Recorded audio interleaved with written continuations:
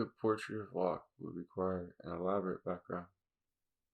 His is not a figure to stand statuesquely in a void. The pose might not seem grand enough for bronze or marble. Rather, he should be painted in the manner of the Dutch masters, in a sunny interior, scrupulously furnished with all the implements of domestic comfort and philosophic inquiry. The Holy Bible opened majestically before him, and beside it that other revelation, the terrestrial globe. His hand might be pointing to a microscope set for examining the internal constitution of a beetle, but for the moment his eye should be seen wandering through the open window to admire the blessings of thrift and liberty manifest in the people so worthily busy in the marketplace. Wrong as many a monkish notion might be that still troubled their foreheads, from them his enlarged thoughts would easily pass to the stout carved ships in the river beyond, intrepidly setting sail for the Indies or for savage America. Yes, he too had traveled, and not only in thought. He knew how many strange nations and false religions lodged in this round earth, itself but a speck in the universe. There were few ingenious authors that he had not perused, or philosophical instruments that he had not, as far as possible, examined and tested. And no man better than he could understand and prize the recent discoveries of the incomparable Mr. Newton. Nevertheless, a certain uneasiness in that spare frame, a certain knitting of the brows, and that aquiline countenance would suggest that in the midst of their earnest eloquence, the philosopher's thoughts might sometimes come to a stand. Indeed, the visible scene did not exhaust the complexity of his problem, for there was also what he called the scene of ideas, immaterial and private, but often more crowded and pressing than the public scene. Locke was the father of modern psychology, and the birth of this airy monster, this half-natural changeling, was not altogether easy or fortunate. I wish my erudition allowed me to fill in this picture as the subject deserves, and to trace home the sources of Locke's opinions and their immense influence.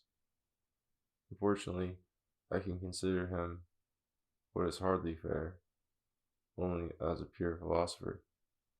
For had Locke's mind been more profound, it might have been less influential. He was in sympathy with the coming age, and was able to guide it, an age that confided in easy, eloquent reasoning, and proposed to be saved in this world and the next, with as little philosophy and as little religion as possible. Locke played in the 18th century very much the part that fell to Kant in the 19th. When quarreled with, no less than when embraced, his opinions became a point of departure for universal developments. The more we look into the matter, the more we are impressed by the patriarchal dignity of Locke's mind. Father of psychology, father of the criticism of knowledge, father of theoretical liberalism, godfather, at least of the American political system, of Voltaire and the Encyclopedia. At home, he was the ancestor of that whole school of polite, moderate opinion which can unite liberal Christianity with mechanical science and with psychological idealism. He was invincibly rooted in a prudential morality, in a rationalized Protestantism, in respect for liberty and law. Above all, he was deeply convinced, as he puts it, that the handsome conveniences of life are better than nasty penury. Locke still speaks, or spoke until lately, through many a modern mind, when this mind was most sincere. and 200 years before Queen Victoria, he was Victorian in essence. The chief element in this modernness of Locke was something that had hardly appeared before in pure philosophy, although common in religion. The tendency to deny one's own presupposition, not by accident or inadvertently, but proudly and with an air of triumph. Presuppositions are imposed on all of us by life itself. For instance, the presupposition that life is to continue and that it is worth living. Belief is born on the wing and awakes to many tacit commitments. Afterwards, in reflection, you may wonder at finding these presuppositions on our hands and being ignorant of the natural causes which have imposed them on the animal mind, we may be offended at them. Their arbitrary and dogmatic character will tempt us to condemn them, and to take for granted that the analysis which undermines them is justified, and will prove fruitful. But this critical assurance in its turn seems to rely on a dubious presupposition, namely, that human opinion must always evolve in a single line, dialectically, providentially, and irresistibly. It is at least conceivable that the opposite should sometimes be the case. Some of the primitive presuppositions of human reason might have been correct and inevitable, whilst the tendency to deny them might have sprung from a plausible misunderstanding or the exaggeration of a half-truth, so that the critical opinion itself, after destroying the spontaneous assumptions on which it rested, might be incapable of subsisting. In Locke, the central presuppositions, which he embraced heartily and without question, were those of common sense. He adopted what he calls a plain historical method, fit, in his own words, to be brought about into well-bred company and polite conversation. Men, barely by the use of their natural faculties, might attain to all the knowledge possible or worth having. All children, he writes, that are born into this world, being surrounded with bodies that perpetually and diversely affect them, have a variety of ideas imprinted on their minds. External material things as objects of sensation, and the operations of our own mind as objects of reflection are to me, he continues, the only originals from which all our ideas take their beginning. Every act of sensation, he writes elsewhere, when duly considered, gives us an equal view of both parts of nature, the corporeal and the spiritual. For whilst I know by seeing or hearing that there is some corporeal being without me, the object of that sensation, I do more certainly know that there is some spiritual being within me that sees and hears. Resting on these clear perceptions, the natural philosophy of Locke falls into two parts, one strictly physical and scientific, the other critical and psychological. In respect to the composition of matter, Locke accepted the most advanced theory of his day, which happened to be a very old one, the theory of Democritus that the material universe contains nothing but a multitude of solid atoms coursing through infinite space. But Locke added a religious note to this materialism by suggesting that infinite space, in its sublimity, must be an attribute of God. He also believed, what few materialists would venture to assert, that if we could thoroughly examine the cosmic mechanism, we should see the demonstrable necessity of every complication that ensues, even of the existence and character of mind. For it was no harder for God to endow matter with the power of thinking than to endow it with the power of moving.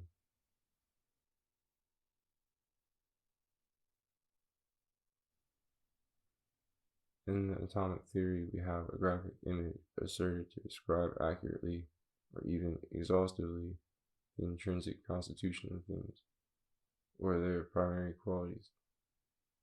Perhaps, insofar as physical hypotheses must remain graphic at all, it is an inevitable theory. It was first suggested by wearing out and dissolution of all material objects, and by the specks of dust floating in a sunbeam, and it is confirmed on a large scale by the stellar universe as conceived by modern astronomy. When today we talk of nuclei and electrons, if we imagine them at all, we imagine them as atoms. But it is all a picture, prophesying what we might see through a sufficiently powerful microscope. The important philosophical question is the one raised by the other half of Locke's natural philosophy, by optics and the general criticism of perception. How far, if at all, may we trust the images in our minds to reveal the nature of external things? On this point, the doctrine of Locke, through Descartes, was also derived from Democritus. It was that all the sensible qualities of things, except position, shape, solidity, number, and motion, were only ideas in us, projected and falsely regarded as lodged in things, and the things these imputed or secondary qualities were simply powers inherent in their atomic constitution, and calculated to excite sensations of that character in our bodies. This doctrine is readily established by Locke's plain historical method, and applied to the study of rainbows, mirrors, effects of perspective, dreams, jaundice, madness, and the will to believe, all of which go to convince us that the ideas which we impulsively assume to be qualities of objects are always, in their seat and origin, evolved in our own heads. These two parts of Locke's natural philosophy, however, are not in perfect equilibrium.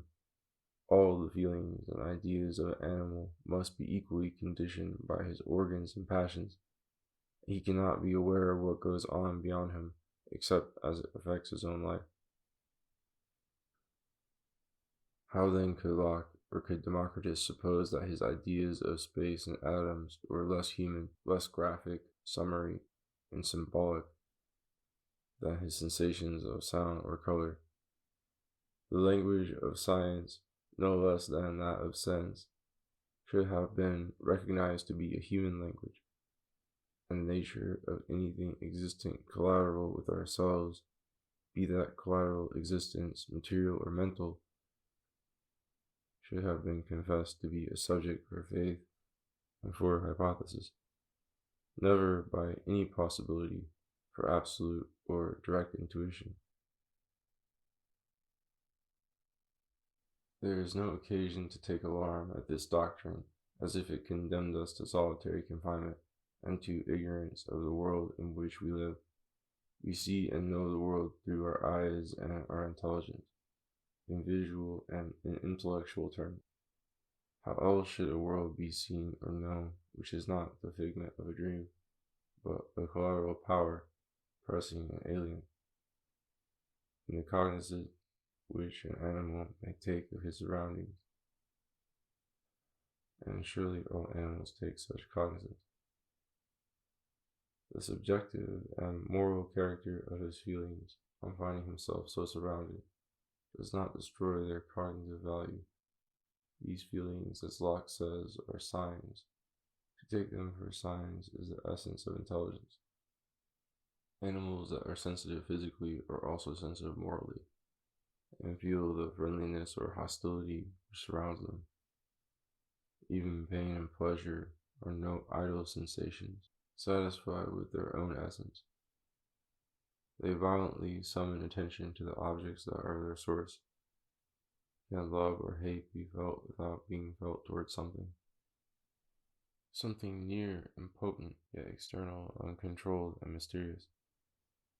When I dodge a missile or pick a berry, it is likely that my mind should stop to dwell on its pure sensations or ideas without recognizing or pursuing something material.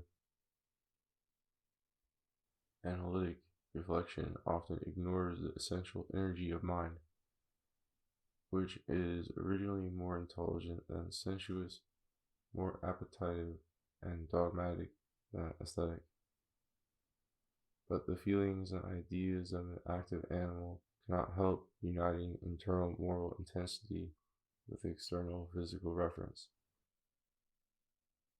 And the natural conditions of sensibility require that perception should owe their existence and quality to the living organism with its moral bias, and that at the same time they should be addressed to the external objects which entice that organism or threaten it. All ambitions must be defeated when they ask for the impossible.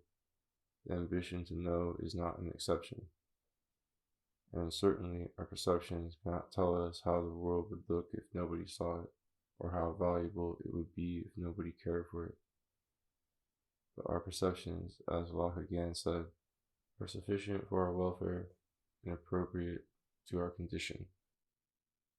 They are not only a wonderful entertainment in themselves, but apart from their sensuous and grammatical quality, by their distribution and method of variation, they may inform us most exactly about the order and mechanism of nature. We see in the science of today how completely the most accurate knowledge, proved to be accurate by its application in the arts, may shed every pictorial element and the whole language of experience to become a pure method of calculation and control. And by a pleasant conversation, our aesthetic life may become freer, more self-sufficing, more humbly happy in itself, and without trespassing in any way beyond the modesty of nature, we may consent to be like little children, chirping our human note, since the life of reason in us may well become science in its validity, whilst remaining poetry in its texture.